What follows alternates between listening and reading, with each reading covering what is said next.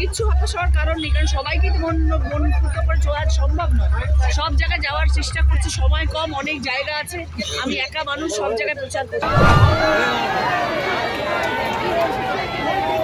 20শে মে সোমবার ভাগ্য নির্ধারণ হবে সদ্য রাজনীতির ময়দানে পা রাখা দিদি নাম্বার 1 রচনা বন্দ্যোপাধ্যায়।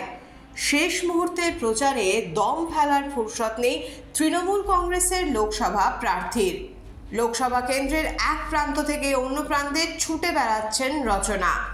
তারই মধ্যে বৃহস্পতিবার রাতে পান্ডুয়ার বইচি চৌবেড়া সহ 3টি গ্রাম পঞ্চায়েত এলাকায় প্রচার সভা করার কথা ছিল রচনা বন্দ্যোপাধ্যায়, কিন্তু অন্য কাজে আটকে পড়ায় সময় মতো পৌঁছাতে পারেন না তারকা প্রার্থী। এই ঘটনাকে কেন্দ্র করে দলীয় কর্মীদের একাংশের মধ্যে অসন্তোষ দেখা দেয়। আমাদের মুখোমুখি হয়ে রচনা কি বললেন শুনে নেব। কোনো ক্ষোভ নেই, কিসের ক্ষোভ? জমায়েত হয়ে গেছে ওখানে, আজ প্রচারের দিনই নয়, প্রচার অন্য সময় করার কথা ছিল, ওখানে লোক বেশি হয়ে দাঁড়িয়ে রয়েছে। কবে যাবেন না? পরশু সকাল 7:30। পরশু সকাল 7:30, কিন্তু জানা যায় তৃণমূল কর্মীরা যাবেন, আপনার গাড়ির সামনে দাঁড়িয়ে ছিল।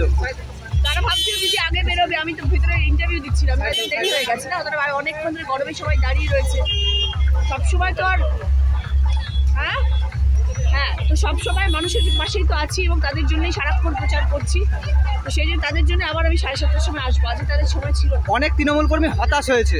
কিচ্ছু হতাশ হওয়ার কারণ নেই, কারণ সবাইকে মন পুত করে চলা সম্ভব নয়। সব জায়গায় যাওয়ার চেষ্টা করছি, সময় কম, অনেক জায়গা আছে, আমি একা মানুষ, সব জায়গায় প্রচার করছি। তো ন্যাচারালি যাদের কাছে পৌঁছতে পারছি তারা কষ্ট পাচ্ছে, সবার কাছে পৌঁছানোর চেষ্টা করছি। কেন হলো এই মনোমালিন্য, কি বলছেন পঞ্চায়েত সমিতির সদস্য, তাও শুনে নেব।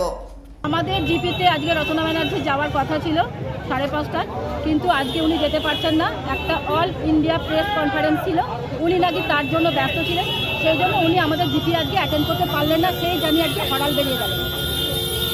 তো আপনারা চেঁচামেচি করার কারণ কি? চেঁচামেচি করেন, আমাদের জবাব দিতে হবে তো। আজকে যে প্রত্যেকটা মানুষের কাছে আমরা গেছি যে আজকে আসবে, আমরা প্রচার করেছি, আজকে মাইকিং হয়েছে, তাদের কাছে আমরা কি জবাব দেবো? আজকে যখন প্রচারে যাব তখন আমরা কি জবাব দেবো? তাদের কাছে কি বলবো যে তিনি যদি এখনই এরকম করেন তাহলে পরবর্তীকালে কি করবেন, সেটা তো জবাব দেবো। তাদের কাছে কি জবাব দেবো বলুন?